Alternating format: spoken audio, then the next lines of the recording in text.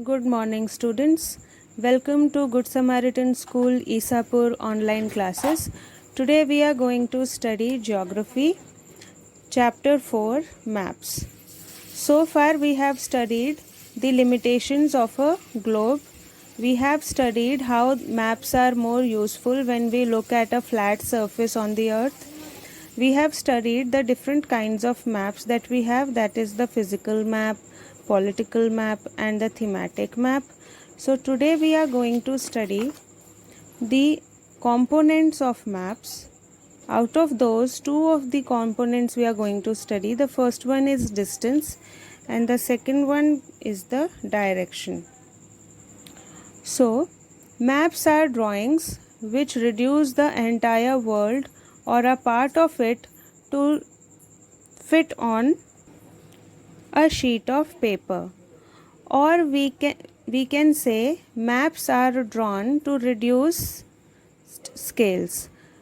But this reduction is done very carefully so that the distance between the places is real. So on a map, when we look at the places, we have to also guess the distance between them. As on the paper it looks very nearby, it cannot be that way when we talk about the landforms. So the scale has to be adjusted accordingly. So it can only be possible when a small distance on paper represents a large distance on the ground. Therefore, a scale is chosen for this purpose. Now, what is a scale?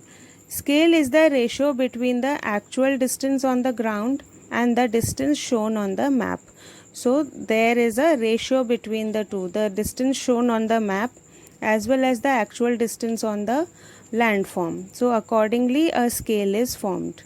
Let's understand this better with the help of this example. For example, the distance between your school and your home is 10 kilometers. If you show this 10 kilometer distance by 2 centimeter on a map, it means 1 centimeter on the map will show 5 kilometer. That means the 10 kilometer will be divided by the 2 centimeter. So 2 5s are 10. So therefore 1 centimeter shows 5 kilometers. 1 centimeter on the map will show 5 kilometers on the ground. The scale of your drawing will be 1 centimeter is equal to 5 kilometers. So this will be our scale on that particular map. This way. So here is the ratio, 1 centimeter is to 5 kilometer. That's how it is represented. Thus, scale is very important in any map.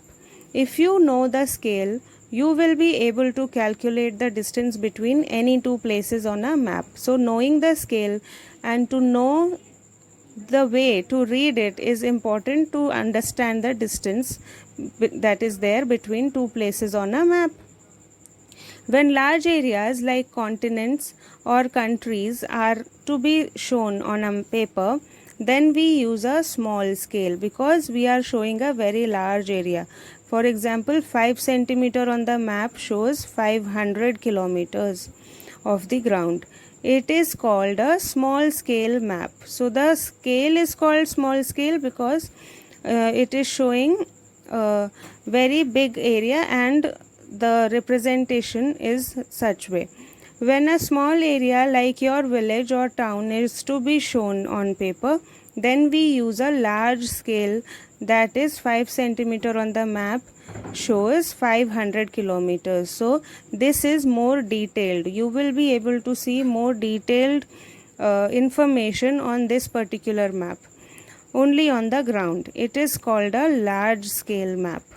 Large scale maps give more information than small scale maps. So large scale maps, because only a small area like a village or a town map shows much greater details about that particular area.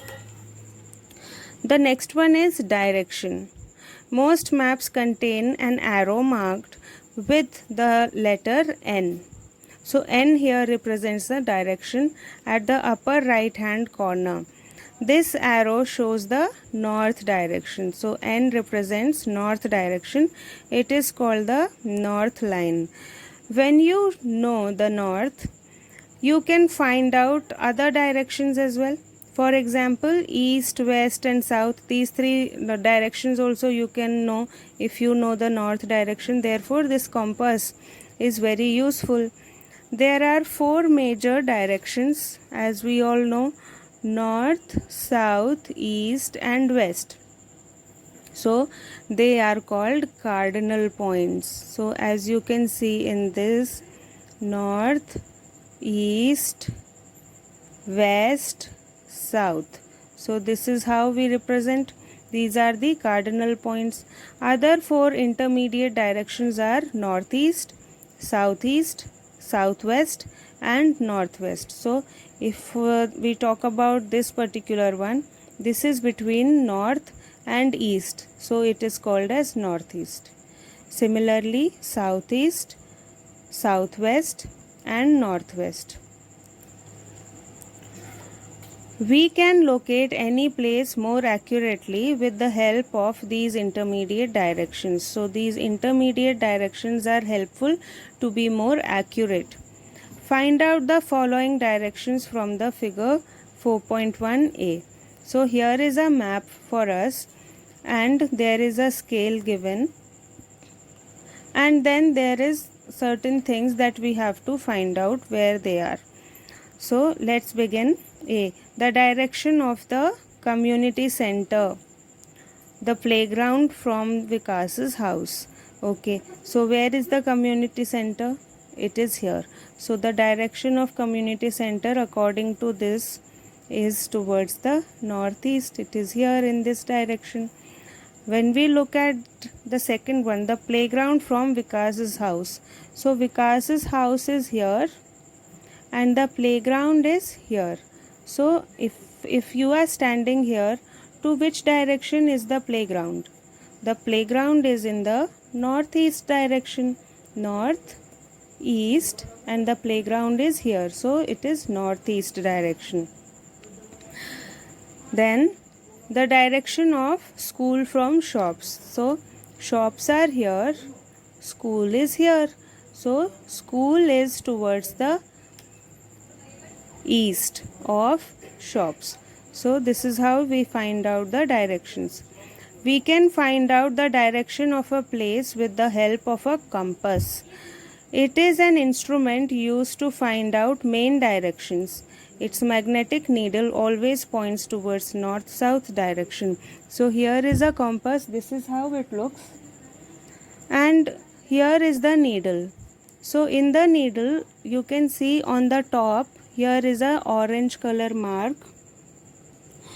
This mark is only there in one side, not in both sides. If it is there in both sides, then you will get confused which side is north.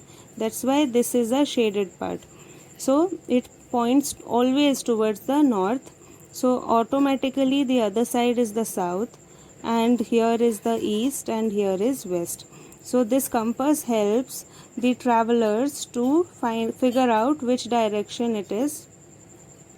So compass is a very useful device. So students, you can find the compass in the smartphone as well. So look at your smartphones and see if you have this particular feature which is used by the Google Maps. Okay students, for your homework you have to do this. So figure 4.1 is given here, which we just saw. There is a scale. It may be used for measuring distance between places. For example, the distance between the well and the tree is 5 centimeter. It means that the actual distance is 50 meters. So here we have to use the scale and then figure out the distance between the places. So do this in your notebook, and we will meet again in the next class.